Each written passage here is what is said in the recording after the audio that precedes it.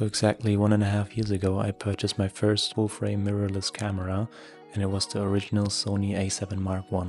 I remember being so excited to finally being able to take full-frame images and adapting vintage glass to that gorgeous 24.2 megapixel sensor. Over the last 1.5 years it was my go-to camera for portraits and everyday photography, and I took one of my best pictures on this camera.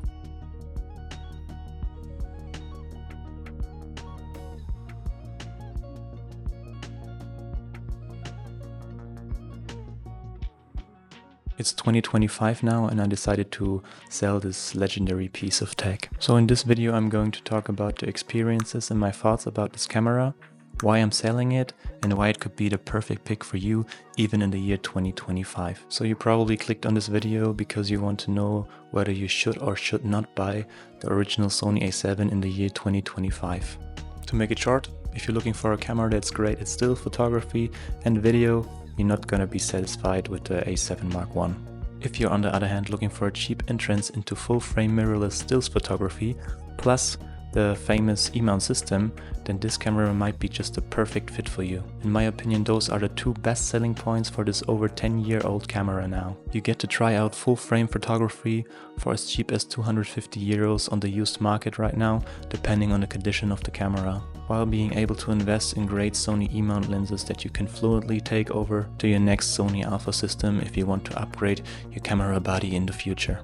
And if you then realize that for as cheap as 20 to 30 euros, you can buy an adapter that lets you mount any old vintage lens ever existed onto your camera, it opens up almost unlimited possibilities to try out fun photography in many different perspectives. For example, I got to try out all the vintage lenses my dad used with his SLR Nikon cameras, and it really helped me learn and understand photography in a fun and practical way. I got to learn manual focusing and aperture, and with those things I finally realized how zone focusing and depth of field works, which opened up so many creative possibilities to look at photography as a tool that I can manipulate to my liking to achieve the pictures I want to create in my head, rather than relying on the auto mode of your camera and never really understanding why and when a picture will turn out the way you want it and when it won't. So especially if you just started out with photography, or even if you right now considering to start with photography, with this camera you will be more than satisfied with its performance and the haptic feeling of the clicky wheels and buttons and the hefty shutter sound. And I can guarantee if you expose and focus your images correctly, you will be blown away by the image quality this 24 megapixel sensor is going to create.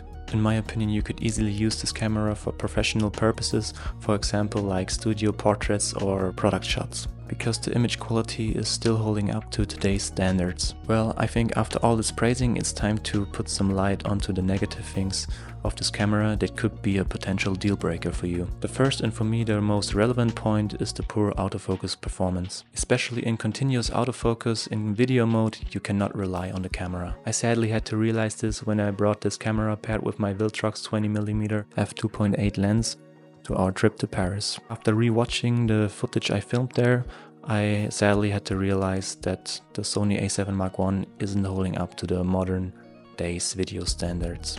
And that's why I decided to upgrade to the Sony A7 III to get better video quality for my YouTube channel. And that's the biggest deal breaker for me. In terms of video specs, I really have low expectations. I don't need S-Log or 4K 60p, but if the autofocus isn't reliable and I end up with weird focus hunting clips, I'm better off using my old iPhone 11 for videos, to be honest. So it's pretty sad to me that the autofocus just can't hold up to modern day standards. Otherwise I'd be still happy to use the A7 Mark I for my usage. And let me tell you, when I first tried out the autofocus of the A7 III, I was mind blown by the snappy and quick autofocus performance.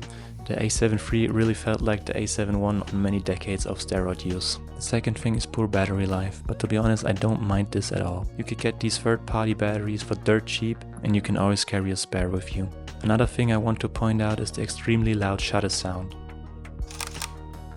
which in my opinion gives this camera a nice touch of personality, but when it comes to street photography it's really too loud and obvious. And even though this camera has a really small form factor, when I tried using it for street photography in Paris, it was always too obvious and people started to notice me as soon as I took the shot. So just keep that in mind if you're planning on using the A7 Mark I for some street photography.